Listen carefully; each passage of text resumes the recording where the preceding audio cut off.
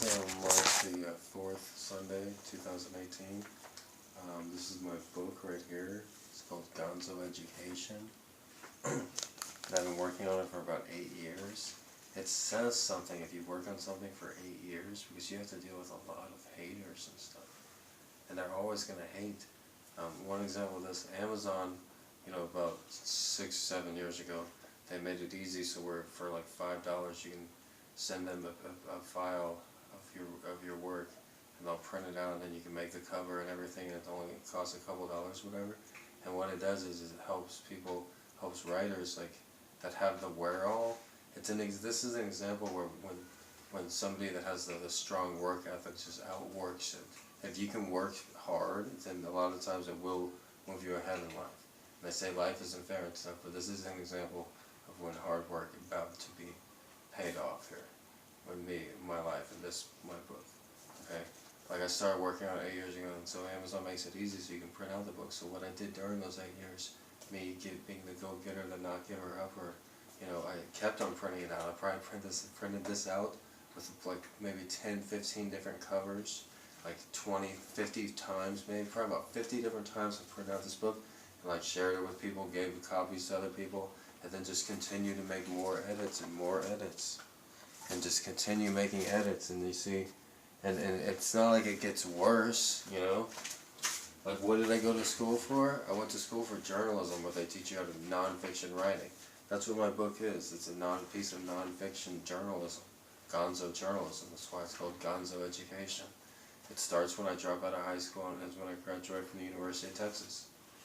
So this book, like I was saying with the Amazon, they make it easy, so of course I took advantage of that. It only cost $5 to get a book printed out, so I printed out copies and made edits and rewrite. And then like what I learned in school, the biggest thing I guess, like if I never went to school then I would have thought that I invented this or something, but it's the basic stages of writing. It's the rewrite, the revise, and the edit stage. Those are the 3 stages. Anybody that's taken any basic writing course would know that. And sometimes you turn in your work and it's crap and you have to rewrite it, the whole thing.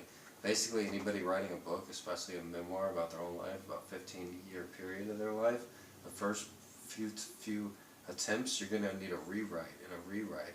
And you're going to have somebody else read it and then a rewrite. I remember one of my first rewrites, I had a UH professor read it, and she's like, and then I had a rewrite after that. I was like, what? But the criticism, you got to be able to take it, That was here in Hawaii, while I was homeless, and we were out at a sushi restaurant, and she's like, yeah, but she didn't give me credit. She was a hater in a way, because even though she was right about the rewrite, and it was hard to take that criticism, it's not like that's an impossible thing to overcome. I know how to write. Obviously, the first round I didn't, so I rewrote the whole thing. And then once I got to the revise stage, that's a big thing. It's just like, woo, I got past the rewrite. There's no more rewriting. The story is there. What I'm going to talk about is what I'm going to talk about.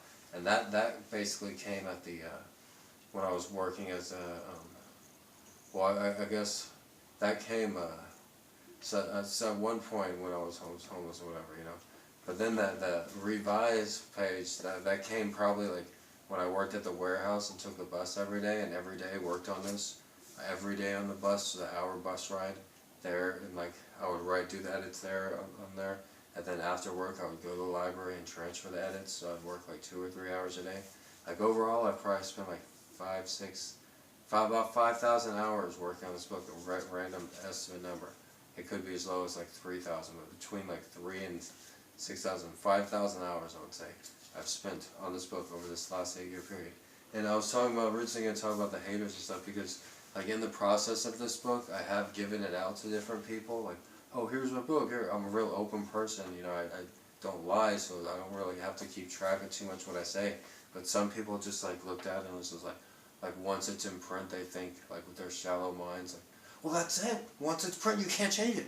That's really just their insecurities and their fear of failure talking, like, oh, well, you failed. You made a mistake on page 203, so you're ruined. It's terrible, and like, no, you can rewrite and re-edit, if you have the wherewithal and the hard work and the ability, and you relinquish your ego, then yeah, you can rewrite and re-edit until you get something really good and that you're really proud of, where I'm at the stage right now. But then, like, I guess, like, maybe somebody will pull out an old copy of their ass, that an early edition that I was trying to work on. Like, no, let's see, this was not what he was working on in 2013. Yeah, it wasn't as good. Yeah, what happened?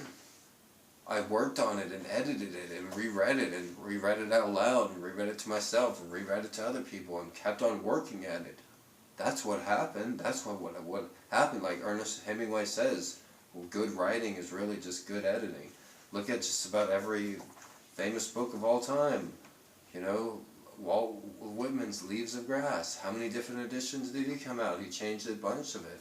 You know, you're able to do that. And like I explained with Amazon, making it extremely cheap.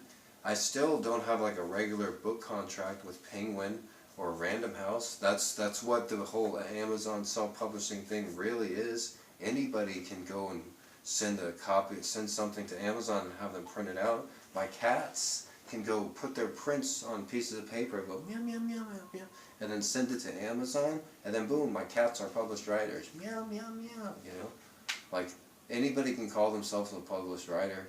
I actually, you know, spent years of schooling, and with the actual memoir, which, like I said, takes place over a 15-year period, which starts when I drop out of high school when I'm about 16, and it ends when I graduate college when I'm about 30. So yeah, and I actually lived all of that, so this isn't like a work of fiction, and I'm not just some guy writing a book, you know, and it's not like I graduated from some rinky-dinky school or even some low-ranked state school. I graduated with a degree in journalism from the second highest-ranked journalism school in the United States. You know, it's a very competitive journalism school, very hard to get into. I'm the only person that's ever graduated from the journalism school who dropped out of high school. Maybe you can find one or two other people over the last 30 years or so, but very, very few. I guarantee you, find me more than 12 people, because 12 people have walked on the moon. So I'm just saying, like, I'm not just some guy, you know, it's rare as it is to drop out of high school and then graduate from a good university, but this is exceptionally rare to graduate from one of the best journalism schools, because this is a non-fiction book, you know. So anyways, that's my story. So yeah, I'm gonna post this on all three of my channels. So, all right, that was me ad-libbing. It's available at Gonzo Education. I'll try to put a link in the bottom there if I remember. So, Gonzo Education, buddies.